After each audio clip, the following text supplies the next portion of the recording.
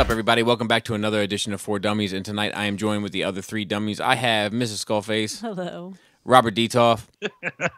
Hello. And Just One. Yo, what's happening? And tonight we're going to talk about the idea of, do you ever finish collecting? A conversation that's come up a few times, like, is there ever an end? Is there ever an end game? Is there ever a finish line? Is there ever a day where you sit back and say, that's it, that's the last piece, and scene? And I'm not so sure that there is. I think there's different categories of collectors. You know, I think there's people who bow out for one reason or the other, so it's over for them. They don't care. They're done for one reason or the other. But then you have people who bow out because they're just sick of it. There are people who bow out because they need the money. They have to sell everything, and usually you'll see them a little while later starting to buy things up again when maybe they're out of, you know, their financial issues. Robert, do you look at your shelves and say to yourself, I have a finite amount of things I'm trying to get, and once those things are gotten, so to speak, then I'm done? Or arguably a finite amount of space.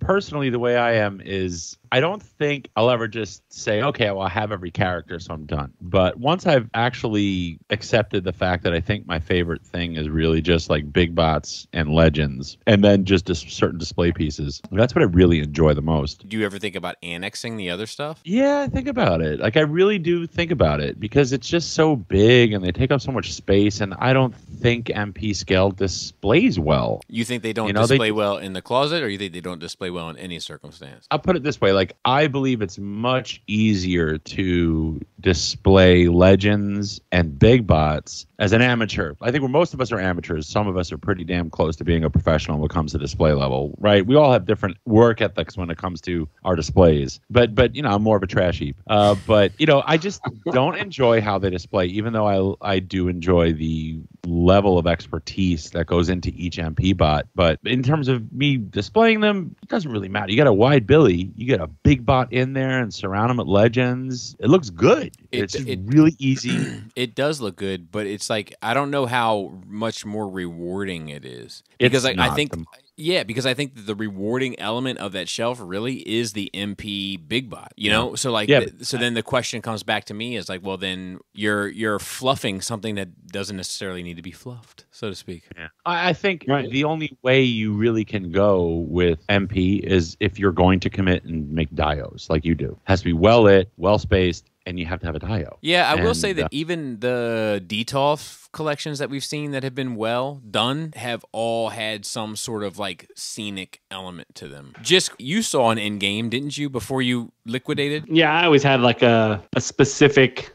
goal in mind. I was 90% there with just the pieces that just that were just missing, like the gaps that needed to be filled. And at that point, I think I was really just into like swapping stuff out as fans toys put stuff out. You know what I mean? Yeah, it was kind of just replacing older pieces. So I was close, but I'll say that's the one thing. Like, I had that goal from the beginning. Yeah, but you also shifted gears at a certain point. I remember clearly you like backed it down from whatever you were doing to, look, I'm doing seasons 1, 2 in the movie. Well, I think I always started at seasons 1, 2 in the movie, but then I was like going to do doubles, and I was like, I don't know, and then I really committed to going, nope, one of each mode. Like, this is how it's got to go. But you got headmasters and stuff too. Like you had started venturing in. Yeah, I guess I did.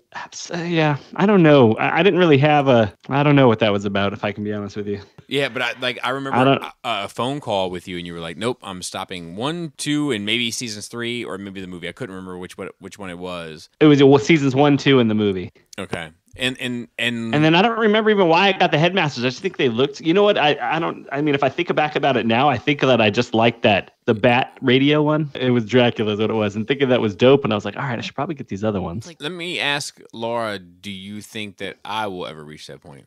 No. I don't know. It'll be interesting to see, I think, what happens in 2022. Because I think if you end it, it will be roughly in 2022. You are running out of space. So there's not like a whole lot more places to say, oh, but I'm going to do this. Like all the DC figures and all the He-Man and all the library. Like, they're already in the library, Robert.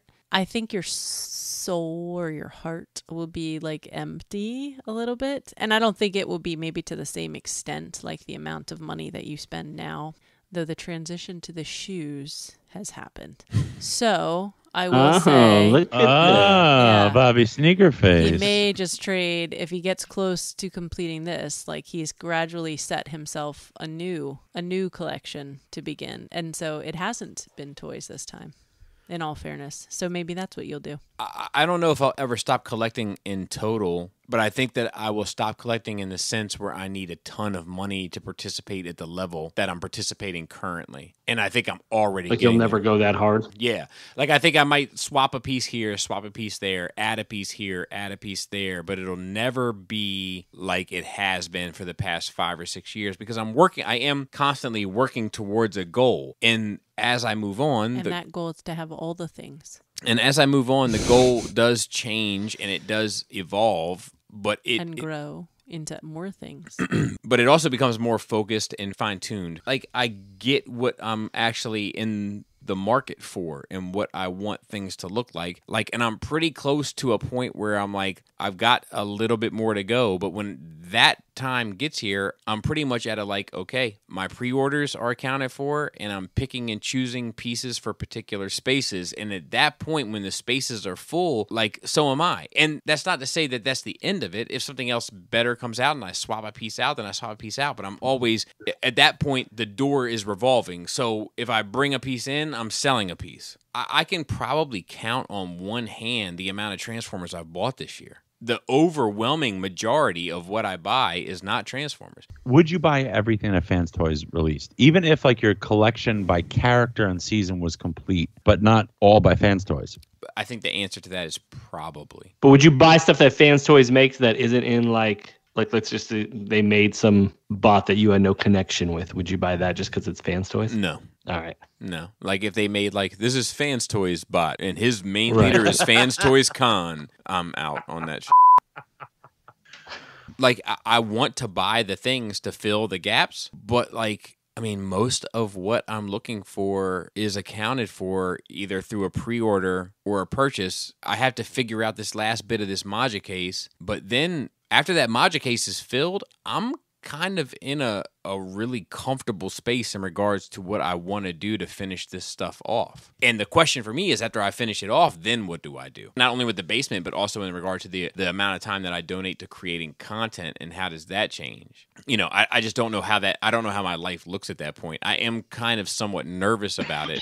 But simultaneously excited about it. It's I have always seen a finish line. That finish line has moved as my kind of logistics have changed and my availability for bigger, cooler, more expensive stuff has changed. But I've always seen a finish line. It's never in my mind been a lifetime commitment.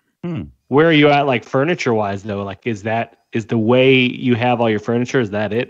That's it. Reached its final form? That's it. Yeah, so this is it. That's it. I think that I'll get to a point where it's just a swap out game that might happen 2 to 3 times a year. It'll be man, this is worth changing this, and I'll swap out. But I don't know if I'll ever stop. I'll never buy another thing. But that's the dream. That's the best place to be. And it's oh, cool, something's better. Let me just swap this out. Exactly. That's the greatest thing, is just watching this, now all this stuff that you have, just curating it to its final form. Yeah, that's the goal. That's what I'm aiming for. I'm not aiming for a stop. I'm aiming for a point where I can just be pick and choose. Okay, I think this looks better. And to be fair, a lot of times people are you need to get the such and such. It's such a better representation of such and such. And I'm yeah, but it doesn't matter for my display. Right. Your Prime. And Magic Square Prime is a prime example. Yeah, Magic Square Prime is a prime example. Shout out to Todd R. He talked to me about a Hammerhead figure for a Spider-Man Marvel Legends villain, but it's not gonna change the dynamics of my display. But something if I had a Hot Toys or something that was man, I was never really satisfied with this, and then they come out with something that's right on the money, that's something that could make a big change. But I don't see even when I get to the point where I'm switching stuff out, I don't think it's gonna be all that common, because I don't care if my Reverse Flash in my Dark Side display of DC villains isn't the best Reverse Flash, because nobody's looking at that display saying it's good except for that Reverse Flash. You know what this needs, right? Right. And for me too, it was like about feeling like the stuff I was getting and the way I was trying to curate my collection and just even art wise, like it's based on just how it feels. It has to feel a certain way, not necessarily look a certain way. Exactly. Yeah. And like that's what I'm aiming for. And like so I might swap something out. It might be completely unrelated. Like right now I'm looking at this like 6 scale Anakin Skywalker figure that Energon Addict like got me as a gag gift, and I have it because of the memory of that gag gift. But if something comes out that's really good that will occupy that space, I'm going to swap that out with something that looks really good.